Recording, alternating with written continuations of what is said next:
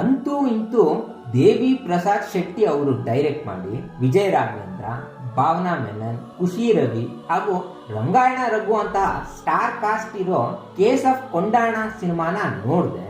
Case ಹೇಗಿತ್ತು ಅಂತ ಮಾತಾಡ್ತೀನಿ.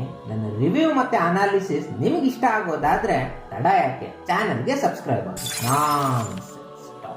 ಈ ಚಿತ್ರದ ಕತೆ ಬಗ್ಗೆ ಹೇಳೋದಾದ್ರೆ, ಸರಣಿ ಕೊಲೆಗಳ ಕೇಸ್ನ ಇನ್ವೆಸ್ಟಿಗೇಟ್ ಮಾಡ್ತಿರೋ ACP ಲಕ್ಷ್ಮಿ ಆಗ ತಾನೇ ಡ್ಯೂಟಿಗೆ ಜಾಯ್ನ್ ಆಗಿ ಇನ್ನು SI ಪೋಸ್ಟಿಂಗ್ ನ ಲಂಚದ ಹಣ ಕೊಡ್ಬೇಕಿರೋ ವಿಲ್ಸನ್, ಮತ್ತೆ ಪಾನಿಪುರಿ ಮಾರುವಂತಹ ಒಂದು ಫ್ಯಾಮಿಲಿ, ಇವರೆಲ್ಲ ಕೊಂಡಾಣದಲ್ಲಿ ನಡೆಯುವ ಒಂದು ಘಟನೆಯಿಂದ ಎಲ್ಲರ ಬದುಕು ಸಿಕ್ಕಾಕೊಂಡ್ಬಿಡುತ್ತೆ. ಅದರಿಂದ ಏನೆಲ್ಲ ಆಯ್ತು ಅಂತ ಸಿನಿಮಾ ನೋಡಿನೇ ತಿಳ್ಕೊಳ್ಬೇಕು. ಈ ಚಿತ್ರದ ಮೊದಲ ಪಾಸಿಟಿವ್ ಅಂದ್ರೆ ಅದು ಇಲ್ಲಿನ ಬರವಣಿಗೆ.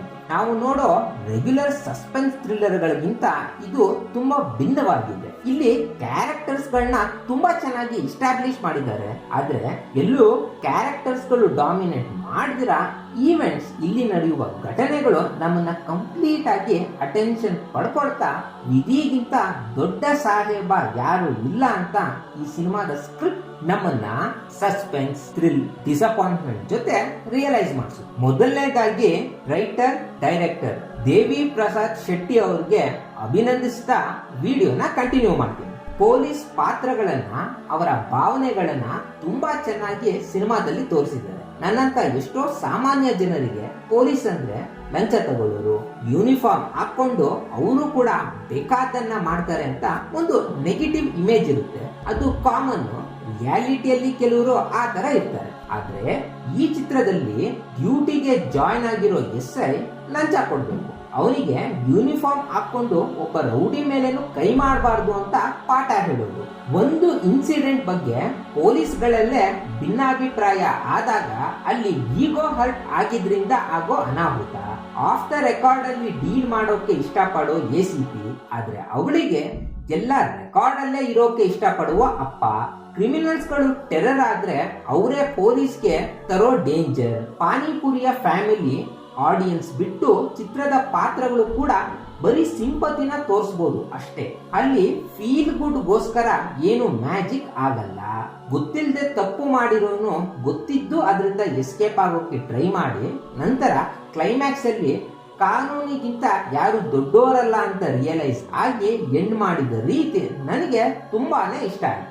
ಗಗನ್ ಬಡೇರಿಯಾ ಅವರ ಬ್ಯಾಕ್ ಗ್ರೌಂಡ್ ಸ್ಕೋರ್ ಈ ಸಸ್ಪೆನ್ಸ್ ಥ್ರಿಲ್ಲರ್ ನ ನೋಡ್ತಾ ಎಡ್ಜ್ ಆಫ್ ದ ಸೀಟ್ ಅಲ್ಲಿ ತಂದು ಕೂರಿಸುತ್ತೆ. ಅಲ್ಲಲ್ಲಿ ತುಂಬಾ ಎಮೋಷನಲ್ ಕೂಡ ಮಾಡ್ತು. ಸಾಂಗ್ಸ್ ನೆನಪಲ್ಲಿ ಉಳಿದಿರ ಇದ್ರು ಬ್ಯಾಕ್ ಗ್ರೌಂಡ್ ಸ್ಕೋರ್ ಮಾತ್ರ ಸಿಕ್ಕಾಪಟ್ಟೆ ಚೆನ್ನಾಗಿತ್ತು. ಕೆಲವು ಶಾರ್ಟ್ಸ್ ಗಳನ್ನ ತುಂಬಾ ಚೆನ್ನಾಗಿ ಕ್ಯಾಮ್ರಾದಲ್ಲಿ ಕಟ್ಕೊಟ್ಟಿದ್ದಾರೆ. ಸಿನಿಮಾದ ಲೈಟಿಂಗ್ ಮತ್ತೆ ಕೆಲವು ಟಾಪ್ ಆಂಗಲ್ ವೈಡ್ ಶಾರ್ಟ್ಸ್ ನ ಕಂಪೋಸಿಷನ್ ತುಂಬಾ ಇಷ್ಟ ಆಯ್ತು.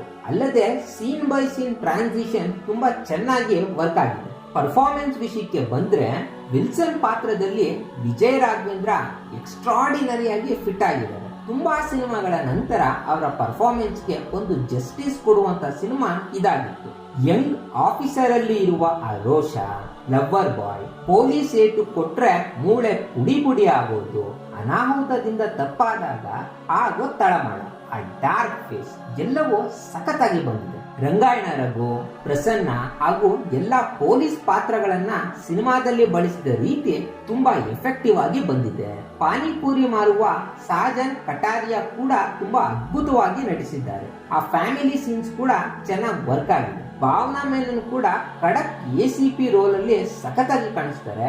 ಖುಷಿ ರವಿ ಕೂಡ ಡಾಕ್ಟರ್ನ ಪಾತ್ರನ ಚೆನ್ನಾಗಿ ನಿಭಾಯಿಸಿದ್ದಾರೆ. ಸರಣಿ ಕೊಲೆಗಳನ್ನ ಮಾಡೋ ಮರ್ಡರರ್ ಸಿಕ್ಕಾಕೊಳ್ತಾನೆ. ಆದ್ರೆ ಅವನು ಅದನ್ನ ಯಾಕೆ ಮಾಡ್ತಿದ್ದ ಮತ್ತೆ ಅದರ ಪ್ರಾಸೆಸ್ ಅನ್ನ ಸ್ವಲ್ಪ ಸ್ಕ್ರೀನ್ ಪ್ಲೇ ಅಲ್ಲಿ ಇಸ್ಟಾಬ್ಲಿಷ್ ಮಾಡಿದ್ರೆ ಅದು ಸಿನಿಮಾದ ರೋಚಕತೆನ ಇನ್ನೂ ಜಾಸ್ತಿ ಮಾಡ್ತಿತ್ತು. ವಿಲ್ಸನ್ ಆಲ್ರೆಡಿ ಅವ್ರ ತಂದೆ ಹತ್ರ ಸರೆಂಡರ್ ಆಗ್ಬೇಕು ಅಂತ ಡಿಸೈಡ್ ಮಾಡಿರ್ತಾನೆ. ಆದ್ರೆ ಆ ಡಿಸಿಷನ್ ಬಗ್ಗೆ ಇಮಿಡಿಯೇಟ್ ಆಗಿ ಆಕ್ಷನ್ ತಗೊಳ್ಳಲ್ಲ. ನೆಕ್ಸ್ಟ್ ಸೀನ್ ಅಲ್ಲಿ ಅವನು ಇನ್ನೂ ಕವರ್ ಅಪ್ ಮಾಡೋ ಹಾಗೆ ಸೀನಿಯರ್ ಪೊಲೀಸ್ ಹತ್ರ ಬಿಹೇವ್ ಮಾಡ್ತಿರ್ತಾನೆ. ಅಲ್ಲಿ ಆ ಡ್ರಾಮಾನ ಸರಿಯಾಗಿ ಬರಿಬೇಕು. ಖಡಕ್ ಪೊಲೀಸ್ ಆಗಿ ಕಾಣಿಸೋ ಭಾವನಾ ಆ ಮಗಳ ಶೇಡ್ ಅಲ್ಲಿ ಅಷ್ಟು ಸೆನ್ಸಿಟಿವ್ ಆಗಿ ಬಂದಿಲ್ಲ. ಆ ಪಾತ್ರದ ಎಮೋಷನ್ ಸ್ಮೂತ್ ಆಗಿ ನನಗೆ ಟಚ್ ಆಗಿಲ್ಲ. ಹಾಗಾಗಿ ಫೈನಲ್ ಆಗಿ ವಿಲ್ಸನ್ ಮಾಡಿದ ಇಂಪ್ಯಾಕ್ಟ್ ಲಕ್ಷ್ಮಿ ಪಾತ್ರ ಮಾಡೋದಿಲ್ಲ. ಕ್ಲೈಮ್ಯಾಕ್ಸ್ ಅಲ್ಲಿ ಬಂದ ಫೈಟ್ ಪ್ಲಾನಿಂಗ್ ಚೆನ್ನಾಗಿತ್ತು, ವಿಜಯ್ ರಾಘವೇಂದ್ರ ಅವರ ಎನರ್ಜಿ ಕೂಡ ಮಸ್ತಾಗಿತ್ತು. ಆದ್ರೆ ಅದನ್ನ ಇನ್ನೂ ಶಾರ್ಪ್ ಆಗಿ ರಿಯಲಿಸ್ಟಿಕ್ ಆಗಿ ಎಕ್ಸಿಕ್ಯೂಟ್ ಮಾಡಬಹುದು. ಈ ಚಿತ್ರದಲ್ಲಿ ವಿಲ್ಸನ್ ಒಂದು ಡೈಲಾಗ್ ಹೇಳ್ತಾನೆ, ನಾನು ಏನ್ ಮಾಡ್ತಿದ್ದೀನಿ ಅಂತ ಗೊತ್ತಾಗ್ತಿಲ್ಲ, ಆದ್ರೆ ತಪ್ಪು ಮಾಡ್ತಾ ಇದ್ದೀನಿ ಅಂತ ತುಂಬಾ ಜನ ಕಣ್ಣೀರ್ ಹೇಳ್ತಿದೆ ಅಂತ. ಆ ಡೈಲಾಗ್ ಸಾಧಾರಣವಾಗಿದ್ರು ಆ ಸೀನಲ್ಲಿ ಎಮೋಷನ್ಸ್ ತುಂಬಾ ಇಂಟೆನ್ಸ್ ಆಗಿ ಬಂದಿದೆ. ಗೊತ್ತಿಲ್ಲದೆ ಅಥವಾ ಅರಿವಿಲ್ಲದೆ ಆದ ತಪ್ಪು ಅಥವಾ ಅನಾಹುತನ ಗೊತ್ತಿದ್ದು ಮುಚ್ಚಾಕೋಕೆ ಪ್ರಯತ್ನ ಪಟ್ರೆ ಆಗ ಅದು ಗೊತ್ತಿದ್ದು ಮಾಡೋ ತಪ್ಪೇ ಆಗುತ್ತೆ. ಅದರ ಪರಿಣಾಮನೂ ಕೂಡ ನಾವು ಎದುರಿಸಬೇಕು ಅಂತ ಈ ಚಿತ್ರ ತುಂಬಾ ಕ್ಲಿಯರ್ ಆಗಿ ಹೇಳುತ್ತೆ. ಸ್ವಲ್ಪ ಇಂಪ್ರೂವ್ಮೆಂಟ್ಸ್ ಬೇಕಿತ್ತು ಅನಿಸಿದ್ರು ಈ ಸಿನಿಮಾ ನೋಡಿ ನಾನು ಥಿಯೇಟರ್ ಇಂದ ಆಚೆ ಬಂದ ಮೇಲೆ ಗೊತ್ತಿಲ್ಲದೆ ಆಗೋ ತಪ್ಪು, ಗೊತ್ತಿದ್ದು ತಪ್ಪು ಮಾಡಲೇಬೇಕಾದ ಅನಿವಾರ್ಯ, ತಪ್ಪು ಮಾಡೇ ಬದುಕ್ತೀನಿ ಅನ್ನೋ ಬಂಡತನ, ವಿಲ್ ಪವರ್ ಎಷ್ಟೇ ದೊಡ್ಡದಿದ್ರು ಇಟ್ ವಾಸ್ ಫೇಟ್ ಅಂತ ಒಪ್ಕೊಳ್ಳೇಬೇಕಾದ ಘಟನೆಗಳು, ಇದ್ರ ಬಗ್ಗೆ ಸೀರಿಯಸ್ ಆಗಿ ಯೋಚನೆ ಮಾಡೋ ಹಾಗೆ ಮಾಡ್ತೀವಿ. ಆನೆಸ್ಟ್ ಆಗಿ ಈ cinema it was just one step away from masterpiece ಅಂತ ಅನಿಸ್ತು. ಶಕ್ತಿ, ಬುದ್ಧಿ ಇದಕ್ಕೆಲ್ಲ ಮೀರಿದ್ದು ವಿಧಿ ಅಂತ ನೀವು ನಂಬೋದಾದ್ರೆ ಈ ಅದ್ಭುತವಾದ ಎಂಗೇಜಿಂಗ್ ಆಗಿರುವ ಎಕ್ಸ್ಪೆರಿಮೆಂಟಲ್ ಸಸ್ಪೆನ್ಸ್ ಥ್ರಿಲ್ಲರ್ ನ ನೀವು ನೋಡ್ಲೇಬೇಕು. This cinema deserves more audience in theatres ಅಂತ ಹೇಳ್ತಾ ವಿಡಿಯೋನ ಮುಗಿಸ್ತೇನೆ.